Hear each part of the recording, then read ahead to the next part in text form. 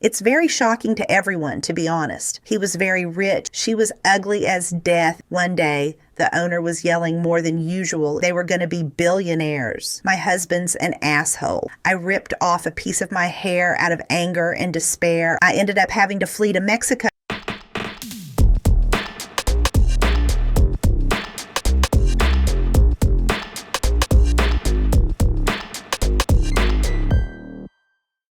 Hey guys! You are back on our channel again. By the way, don't forget to subscribe. Our team found an amazing guest. His story is amazing. Make yourselves comfortable, and we are about to begin. It's been many years now, but even now I can't calmly remember what happened to me and my family. It's very shocking to everyone, to be honest. I was babysitting for a very successful Wall Street trader. He was very rich and busy all the time. He had several huge TVs in his office with all kinds of charts on them. He was studying them all the time, talking to his partners on the phone. I must say that he spoke very loudly.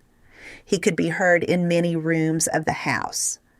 And he'd often run excitedly around the house with the phone and yell or loudly discussing things. His wife was always traveling.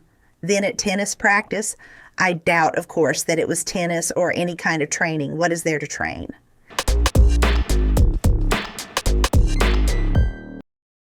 Then at Pilates and in cosmetic salons, she was ugly as death. Imagine, ugly as death, skinny as a worm, and a lot of makeup. And she had something pumped into her lips, and they were like fish lips. And she was pumping up her ass and her tits, too. They rich people pump themselves up all the time. But you know what I mean? Her husband, my employer, probably didn't see how ugly she was because he was always staring at his TVs and newspapers. They had 3 children. They were great kids. Well, except for the oldest. She looked just like her mom. Eyes bulging, lips pouting and taking pictures, wriggling like a viper in the hot tub, in the pool, on the terrace. Nasty girl. The other kids are cute. I really didn't get along with the youngest. He didn't want to watch cartoons. All the time he asked to read books, draw with him, or make something. He was out of control. Good thing the middle girl was sleeping all the time. Anyway, I've been working for this family for a long time, almost half a year. I loved it. I was always bringing food from them to my house. They always had plenty in the kitchen without counting. And they often dropped money here and there around the house. So in addition to a good salary, I had a decent tip. And I was able to take things for my children. They had a lot of things. They didn't even remember all their things. They didn't even remember them when they went missing. One day, the owner was yelling more than usual into his phone, running around the house. And I could hear the whole conversation. He was saying, "Steve, you know damn well I made my whole fortune on deals like this, buying with all the money." And he'd say out loud what stocks to buy. And he kept saying they were going to be billionaires. I memorized his words well and wrote down the names of the stocks. I didn't know much about it, but I told my husband. My husband's an asshole, but he had an acquaintance who knew something about stocks and exchanges.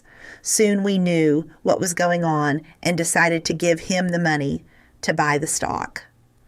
We scraped together all our savings, borrowed as much as we could from anyone we could, and took out all the money on all our credit cards. And we mortgaged the apartment. And we used all the money to buy these stocks. I'd already picked out a cruise on a liner. You know, those big steamships that sail the seas. It was an incredible feeling to feel rich. What do you guys think about it? Write in the comments.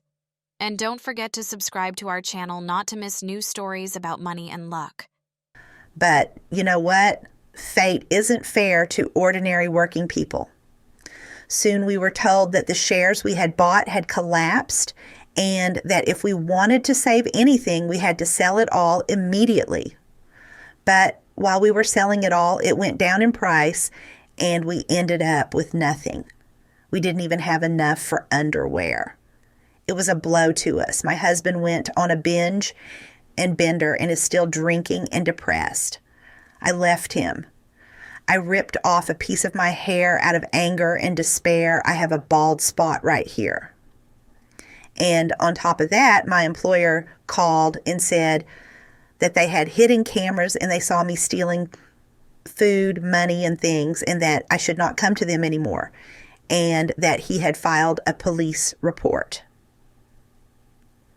I ended up having to flee to Mexico with my children, where another important event happened to me. But I'll tell you about that next time. I hope you agree with me that life is not fair to good people. Thank you. That was awesome. Friends, don't forget to rate the video and subscribe to our channel. A lot of interesting things are ahead. See you later.